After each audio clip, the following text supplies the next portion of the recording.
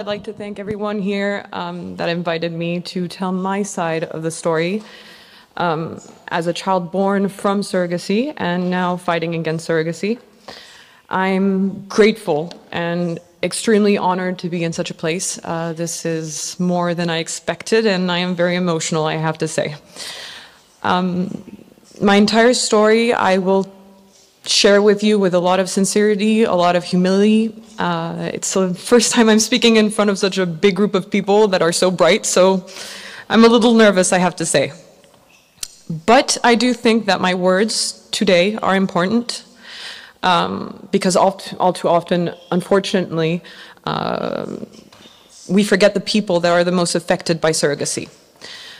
But these people, they never give their consent, they never have their word, and those are the children that are born from surrogacy.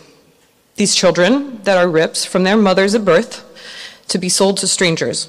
Kind of like cars that you order from factories that you, pick options that you may or may not like. And these children are considered just like vulgar objects and products. I am today a product of surrogacy, created, sold, bought, and I'd like to tell you my side of the story so you can understand how it affected me and why today we can't just simply regulate surrogacy.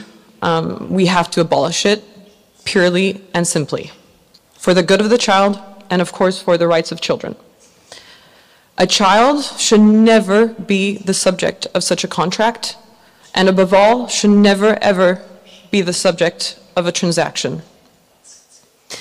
So as I said, we're now going to travel back 40 years. That's when my story all started, even before my own birth. My intended parents met. My intended mother already had a son with another man. My parents had a very successful business, very, very smart people. I have to give them that. My mother was 11 years older than my father. The money was flowing. They were at the peak of their careers. And I do believe that at some point my mother kind of forgot her biological clock. And so at one point they decided to start a family, but it was a little too late. At this stage, my father was 48. My father, was 37 and my mother was 48. And my mother already had problems with infertility.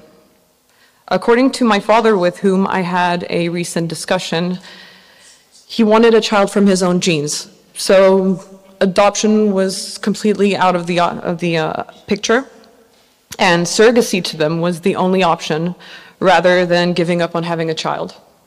Selfish decision, I believe, but it's their story. So they looked up the United States, and more specifically Louisville, Kentucky, to find an agency that could help them find a surrogate mother. My parents first gave the agency, of course, a list of criteria concerning the woman that what she should look like. I personally was born through traditional surrogacy, not gestational surrogacy, so my surrogate mother is biologically related to me. Even though, to my opinion, it makes absolutely no difference if the mother is biologically linked to the child or not, because to me, the mother is the one who has the child inside her womb for 9 months and, of course, gives birth to the child. About a year goes by, we're in 1991. My parents had a surrogate mother, but she wasn't holding the embryos. And so they had to be rematched with what would be my biological mother. And thankfully, she got pregnant only 2 months after signing the contract. It's often said that the agencies look at women's psychology through very thorough tests, that they make sure they don't have any debt to pay, but we know that that's not true. $14 billion was the surrogacy market in 2022. And do you honestly think that we're going to look too closely at women who might even lie during their interviews? I don't think so. My case is a perfect example. My biological mother, and she wasn't mentally stable. She had a huge history with depression. But on top of that, just before I was born, she had lost a son, age of 2.5 years old, in an absolute tragic domestic accident. So I think you can put yourself in her place. Mentally, she wasn't there at all. She was completely devastated after that. She was in debt, and she had to put on a brave face for her family, her children, and her husband. This agency that only saw what it wanted to see when it hired her, and that's the money that she could generate. They abused of the situation of a woman that needed money to feed her children and pay her bills. So I was born on December 10th, 1991, a date that was chosen actually by my intended parents because, funny enough, it fell between my intended mother's birthday, who was born on December 5th, and my biological mother, who was born on December 15th. I had to be a Christmas baby, actually. But even that was decided for me. Can you imagine? In surrogacy, births can even be planned out and decided. And I'm not quite sure how that is in the best interest of the child. And that's where it gets a bit emotional for me. As soon as I was born, I wasn't placed in the arms of my biological mother. The mother who had carried me for 9 months, the one who fed me, the one who spoke to me, the one who I felt every emotion invade her when she was pregnant, the one who in the end was the only person I knew. No, I had to take the great leap of the infant out of my mother's womb into the cold, austere world, the hospital lights, and I had to be sold and finalize the transaction into the arms of my adoptive parents, whom I didn't know. And that, unfortunately, was the first trauma that would write the rest of my life, the trauma of abandonment. So as a child, I was already showing signs of the trauma of abandonment. My parents couldn't leave me. I would be hysterical. I was a very complicated child. I was always afraid of rejection. I had trouble making friends. My parents couldn't leave me anywhere. Sleepovers, parties, I would go in this hysterical crisis. And so they couldn't leave me. I was just afraid, unfortunately, that I would suffer a second abandonment every time they left me. But at that point in time, I was already going through an inner battle. How could I build myself without knowing where I came from? During my adult life, things got worse. I sank into alcohol, addictions. I even was raped because I was constantly putting myself on edge. I made several suicide attempts. My life wasn't the best. I had a hard time having normal friendships.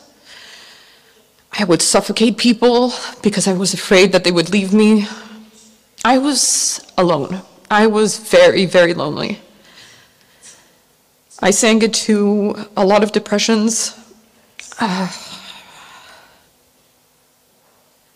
sorry. I was also never able to find a good job. I wasn't stable. And I had a hard time finishing my studies.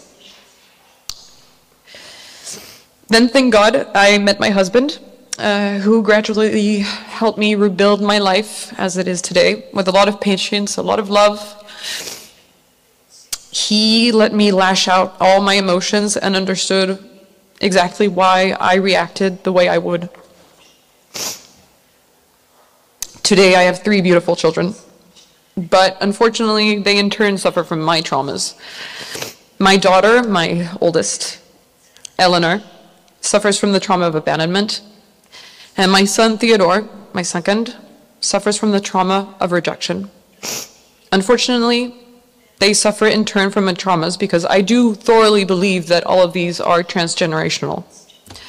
So surrogacy didn't just affect me. Thank you. Thank you. Surrogacy didn't just affect me. Unfortunately, it affects my own children today. They, of course, have help. had proof of the fact that I was born from surrogacy through a DNA test when I turned 30. I'm 31 today. But that was the physical proof, because I always knew inside of me, that I didn't fit in. I had problems with my mother. I saw that I didn't connect with her. I connected with my dad a little bit more because he was biologically linked to me. But things didn't seem right. And I knew inside me something was wrong. We children, we're not stupid, you know. We're very, very smart people. And not so long ago, I was diagnosed with bipolar disease. Shouldn't shock any of you after everything I just told you.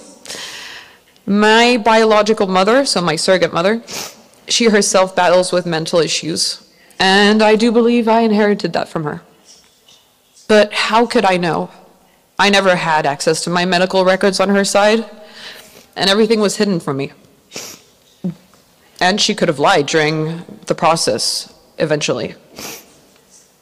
In fact, when I got pregnant from my first child, Eleanor, I was scared to death. I was scared to death because I didn't know what I would be passing on to my baby. Cancer, a genetic disease, mental health issues. It's mind-boggling to me to find that it's in the best interest of the child to hide all of this information from them all of their lives. Sorry. And that is a brief summary of my life. Very, very brief. I could speak for hours on my life and all the problems that surrogacy has caused me. There are always consequences. Look at me. Two people, my intended parents, 31 years ago, they made a small decision, then a bigger one, and then a more trivial one. And one decision after another, I came to the world.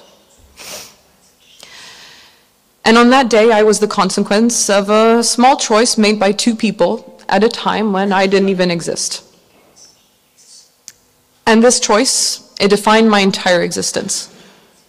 I'm a consequence, and I hope that soon it will be me who will bring about consequences to abolish the atrocity of surrogacy.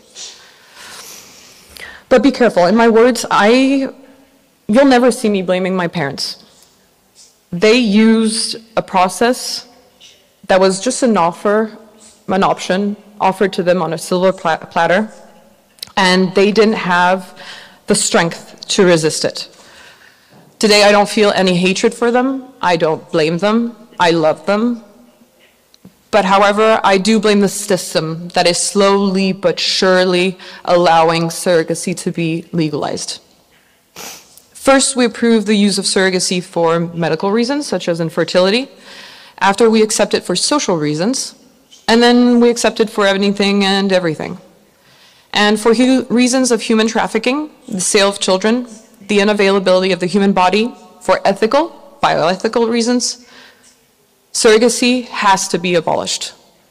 But in my humble opinion, and I'm not a doctor or I'm just a child, the greatest reason to abolish this monstrosity is for the sake of the child, for his or her rights, for a psychic balance that he or she, like me, may never ever regain. And I'm just going to finish with this. And this is to all of you that may think that this is normal, surrogacy is normal and we should maybe regulate it. If just one child like me has encountered so many problems in his or her life as a result of surrogacy, that should be enough to convince all of you that there's nothing good about this process and that nothing can make it ethical, despite all of your attempts to persuade yourself otherwise. Thank you for your time.